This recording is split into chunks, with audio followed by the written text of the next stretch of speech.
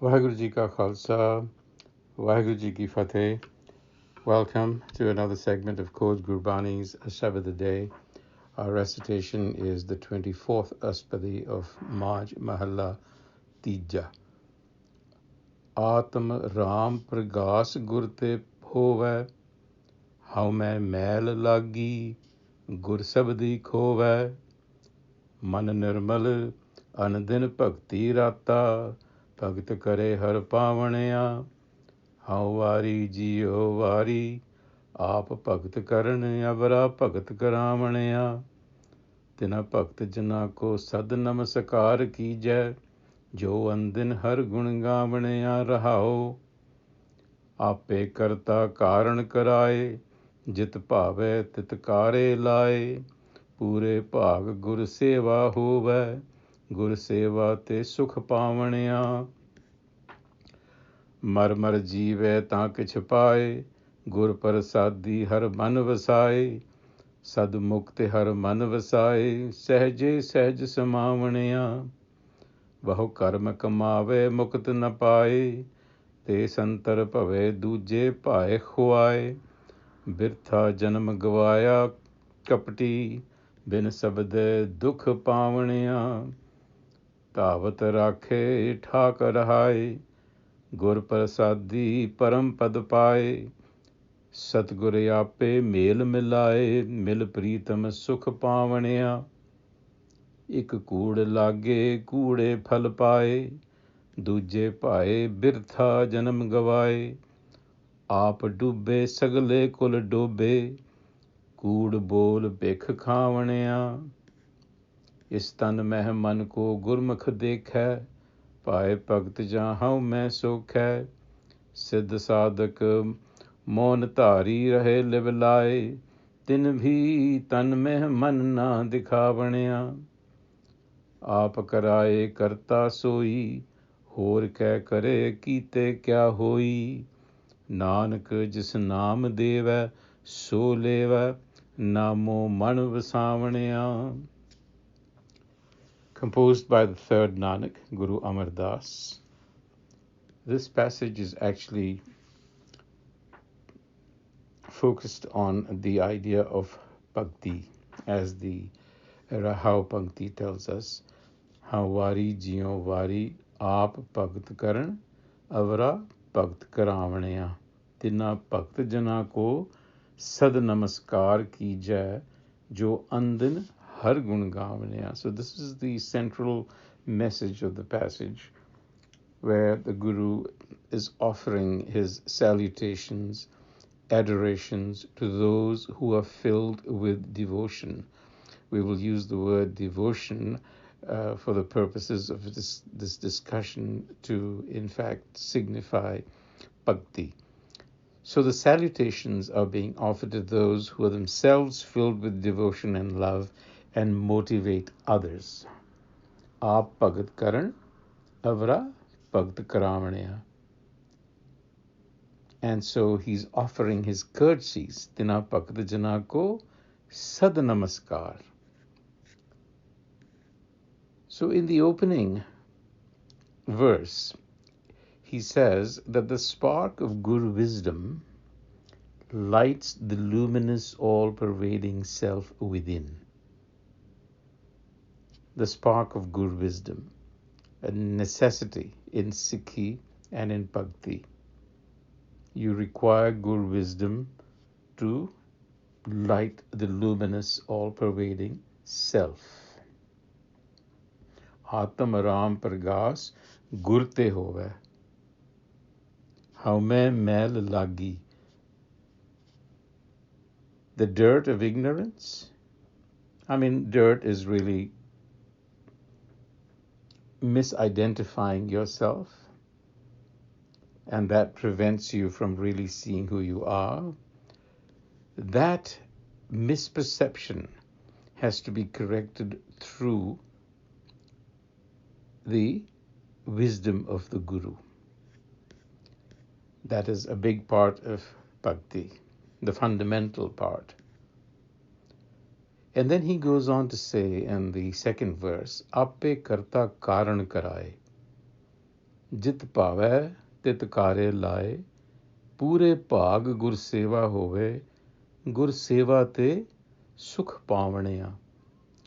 Now here he is saying that itself the creator, the doer, is the inherent cause that engages the motivated being to the task. Through great fortune does the opportunity to serve the Gur Enlightener is made possible. Pure Pag Gur Seva Hoy.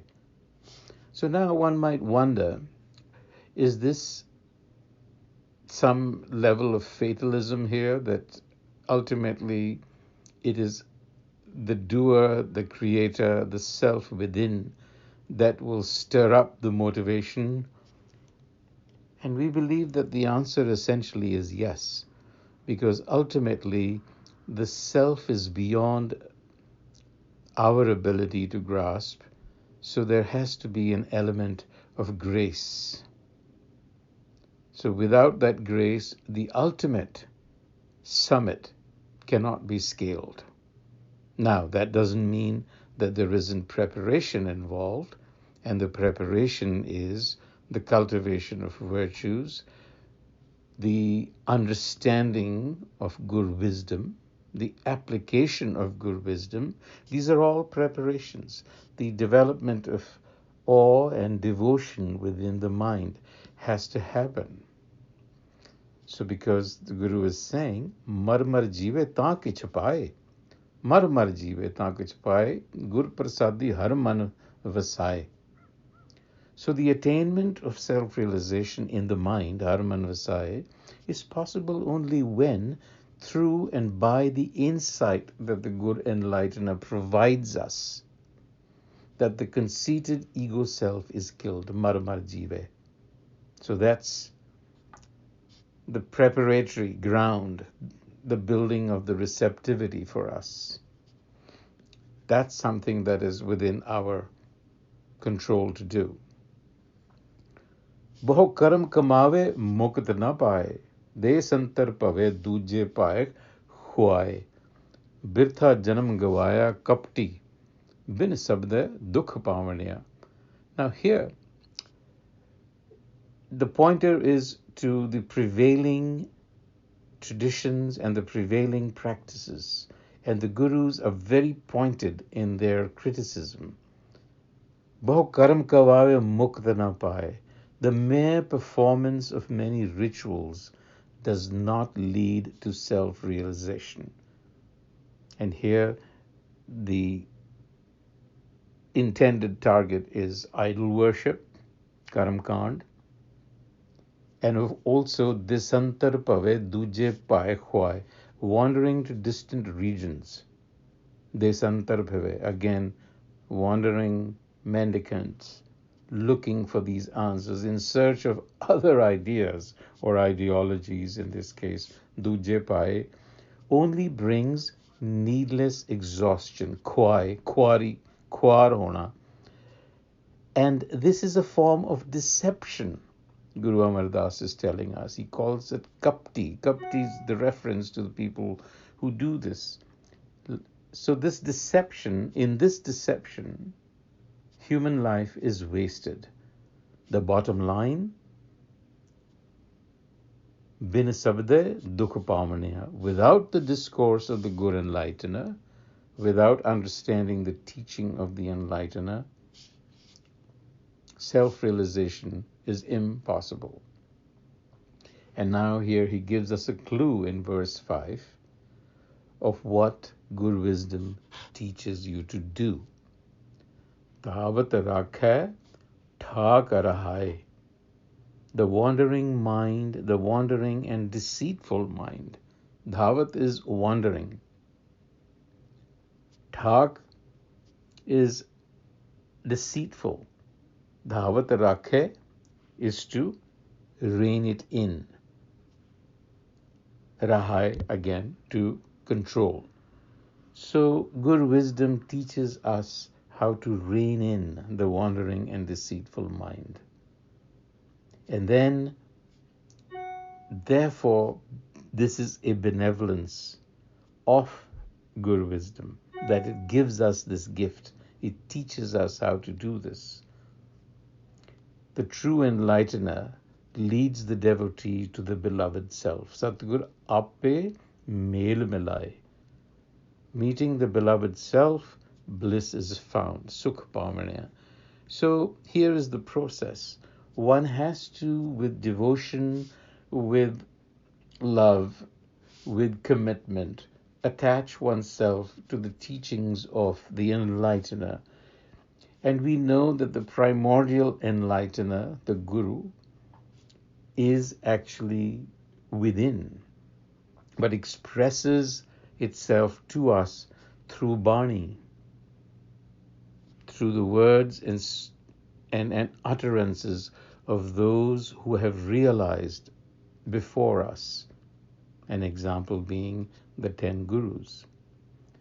So one has to begin there. And then what happens if you don't? Ek kood lage, koode phal paaye. If you pursue transitory false objectives, the results are fleeting. Here there is also a sense of pursuing the senses, wasting life in pursuing false ideals, not only drowning in themselves in the sensations of attractions and aversion, a-sabad-a-day, but dragging down all humanity, sagle kul dobe, through their deception. Kood bol bekh khavanya. Bekh is to live a toxic existence, the toxicity of the self, the ego. And kul, there is a very emphatic idea within Gurmat that we are all intended to self-realize, not only for ourselves, but for all humanity. The idea is that we collectively have to evolve the level of consciousness of entire humanity, not just ourselves. And that's really the idea. Is tan mein hai man ko gurmukh vekhe. So the self within is perceived, realized only by those who are looking at Gur wisdom. They need Gur guidance to be able to grasp that which is unbounded, that which is imperceptible to the senses. So you need that technique.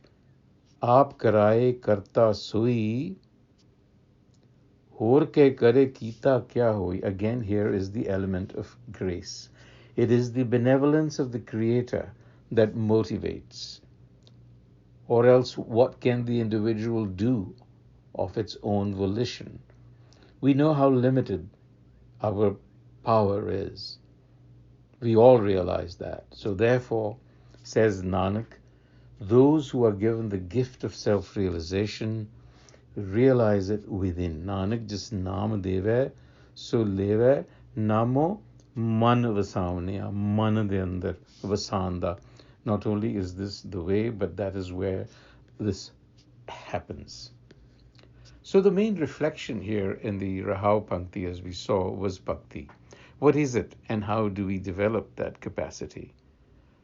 Now, according to Gurmat, bhakti is the preeminent path to self-realization. And the term itself is derived from the Sanskrit paj, has multiple connotations, which include to adore, to serve, to worship. But literally it means to soften, to become wet. It's a softening process, the softening of the hardened ego. And Gurmat refers to bhakti as love of Har, the higher self, as well as fear of God. Eko bhakt eko hai pao. Bin pair bhakt avo jao. So you need reverence, awe, in order to have bhakti, devotion, true devotion. And it's an admixture of two feelings, reverence and love. Now, a feeling of awe arises when one perceives the infinite expanse of creation and his own speck-like existence in comparison. I'm sure that we've all experienced this feeling. And then at the same time, there exists an underlying existential angst. The fear of death, the fear of losing the love of the Creator, so to speak. God's love or love abounds in creation, but we do not attune to it. The relationship between man and the self, the mind and the self, has to rest on love and devotion. And this should become an overwhelming experience, so that even liberation is not as attractive. There is a pankti in Gurbani that says, Raj na chahu, mukt na chahu. So it is this longing that is valued even more than the actualization. So love, faith, surrender are all elements of bhakti, but none of this can happen without renouncing haume, because that is what colors our mind. And the important thing to remember is that in Gurmat, the bhakti of Gurmat does not lay creed, because bhakti is an element of devotion in a variety of Indian traditions. So in order to distinguish bhakti in Sikhi, we have to remember that it does not lay credence on idol worship, scriptural knowledge, nor does it endorse traditional yogic practices. If anything, the emphasis in Sikhi is on Sahaj Yoga or Sabad-Surat Yoga. And even here, it distinguishes itself from all the traditional versions. And the main current in Sikh Bhakti is Eko-Onkar. So the highlight of Bhakti in Sikhi is, above everything else, it makes no distinction of caste or color. It is open to all. On that note, until the next time, Vaheguru Ji Ka Khalsa, Vaheguru Ji Ki Fateh.